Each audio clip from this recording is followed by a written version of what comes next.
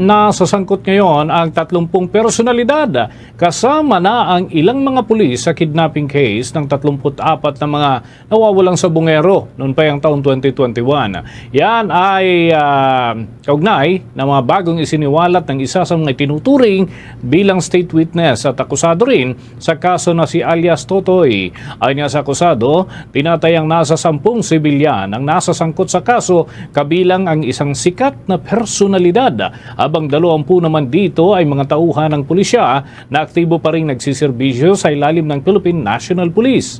Ayon kay alias Totoy, ang mga biktima ay na-turn over sa mga pulis at saka dinadala doon sa lugar kung saan sila ay nababawian ng buhay dahil naman sa ilang mga ginagawa doon na pagpaparusa at yan ay ginagawa umano ng ilang uniform personnel. Nauna naman dito ay mariin na kinundinan ng National Police Commission sa pangunguna ni National Police Commission Vice Chairperson Attorney Rafael Calinisan ang naging pagkakadawit ng naturang mga pulis sa kaso at nangakong iimbestigahan ang nasabing aligasyon.